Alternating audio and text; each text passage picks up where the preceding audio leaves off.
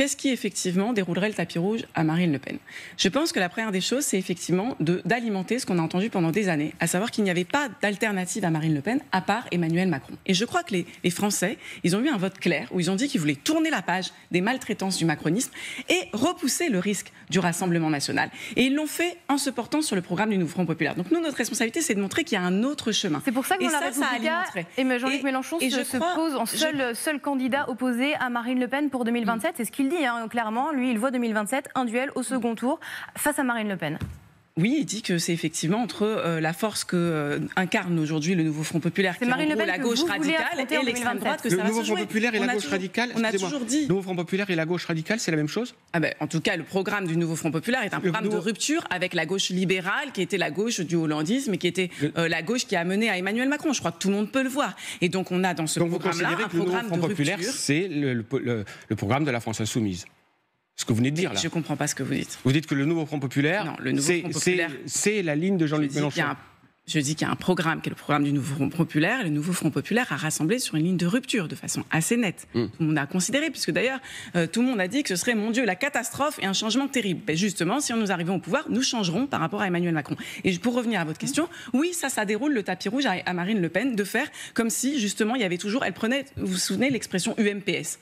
Ben moi, j'ai pas envie de donner l'impression aux électeurs que de toute façon, quoi qu'ils votent, vous avez Emmanuel Macron qui respecte pas. Donc lui, il a une très lourde responsabilité aujourd'hui dans le fait de pas respecter le résultat des votes. Et puis ensuite, vous avez les gens qui s'arrangent pour faire autre chose que ce qu'ils avaient dit qu'ils feraient et pour continuer la même politique. Donc nous devons montrer que nous pouvons faire autrement. Et effectivement, il y a un risque que le gouvernement tombe. Mais déjà, moi, j'attends de voir. Sur quoi vont-ils faire tomber le gouvernement? J'entends que M. Darmanin parle d'augmentation du SMIC. Est-ce qu'il assumera de faire tomber un gouvernement qui propose une augmentation du SMIC? Je ne sais pas. Et s'ils font tomber le gouvernement, ils savent très bien, au vu de ce qui s'est passé à l'Assemblée nationale et de la cohabitation que nous avons imposée à Yael Braun-Pivet à l'Assemblée nationale, ils savent très bien que le prochain gouvernement qui tombe, c'est le gouvernement macroniste, dont on ne sait pas d'ailleurs comment il serait constitué, vu qu'il visiblement il n'arrive pas à faire d'accord avec la droite. Pardon, comme il ne reste pas trop de temps, je vous presse un peu, mais je voudrais vous faire réagir à une question aussi qui a été posée à Jean-Luc Mélenchon dans cette interview à la Républica, entre autres.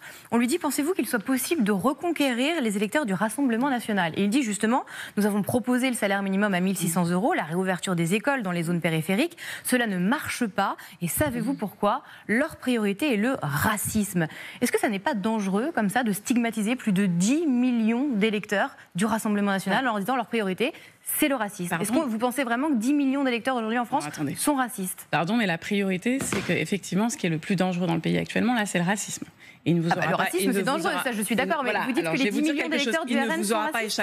Il ne vous aura pas échappé que pendant les quelques semaines où on nous a expliqué partout dans le pays que l'extrême droite allait arriver au pouvoir, à coup de 27 sondages sur 27 qui donnaient l'extrême droite gagnante de l'élection législative, je le rappelle, vous avez eu une multiplication des propos racistes, des actes racistes dans le pays. Et beaucoup de gens qui ont dit, quand le Rassemblement national arrivera au pouvoir, enfin, nous pourrons libérer notre racisme. Et je crois que 10 millions de Français sont racistes. Je crois que c'est pas ce que je dis. C'est pas ce que j'ai dit. C'est le sentiment. Mais madame, écoutez ce que je dis. Écoutez ce que je dis.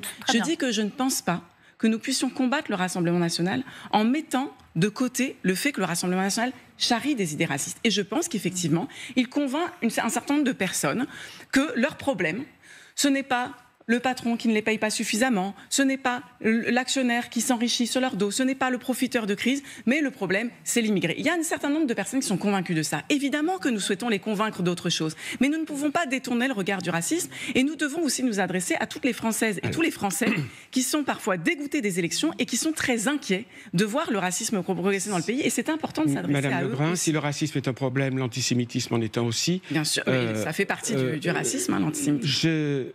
J'aimerais avoir votre sentiment sur la déclaration de député de votre famille, Thomas Porte, qui a dit que les sportifs israéliens n'étaient pas les bienvenus en France, et d'Aymeric Caron, qui a lui en a rajouté en disant que le drapeau israélien ne devait pas... je voulais savoir ce que vous pensiez de ces deux sorties de vos amis. Quel est le rapport?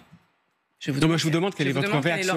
Est-ce que vous partagez l'antisémitisme? Non, je voulais savoir ce que vous partagez les propos de Thomas Porte. Est-ce que vous partagez la même chose? Vous pensez que le drapeau israélien ne doit pas... Je vais vous dire pourquoi. Le propos de Thomas Porte, c'est exactement le même que le propos que Anne Hidalgo a tenu au sujet des athlètes russes. Et comme vous êtes une chaîne qui traite beaucoup du conflit on ne peut pas comparer la Russie avec Israël dans ce cas-là. Laissez-moi dérouler ce que je veux dire. Ça veut dire qu'on considère que les Jeux Olympiques, c'est un moment où il y a de l'expression politique et où des États peuvent utiliser cet événement politique des Jeux Olympiques pour faire la promotion de leurs actions. Et quand on a un État qui viole le droit international, comme c'est le cas de la Russie, mais comme c'est le cas aussi du gouvernement israélien, et comme cela a été montré même encore récemment par la Cour internationale de justice, je rappelle que le gouvernement israélien est actuellement sous le coup de mandat d'arrêt de la Cour pénale internationale. Donc vous avez tout un tas d'organisations du droit international qui disent « nous avons ici affaire à un gouvernement qui viole le droit international ». À partir du moment où on considère que quand les Russes violent le droit international, eh bien proposer aux athlètes russes ou imposer aux athlètes russes d'être non pas exclus des Jeux Olympiques, mais d'être sous bannière neutre, c'est-à-dire d'éviter que le drapeau russe ça, c'est le comité international olympique qui en décide. C'est le comité international olympique qui en décide. De dire derrière, bien sûr, et donc je pense, et c'est exactement ce que nous avons dit, monsieur, c'est ce que nous avons dit. Nous avons dit, le comité international pourrait prendre la même décision en refusant que les Jeux Olympiques soient l'occasion pour un gouvernement qui provoque des massacres. Vous appelez à la mobilisation pendant cette période-là, la mobilisation contre les délégations israéliennes. La mobilisation contre le massacre en cours à Gaza. Parce que tout ça, ces accusations d'antisémitisme, elles servent à ne pas parler de ce qui est en train de se passer à Gaza, avec des milliers et des milliers de personnes qui meurent maintenant depuis des mois. Merci Sarah Legrain d'avoir accepté notre invitation ce matin dans le 6-9.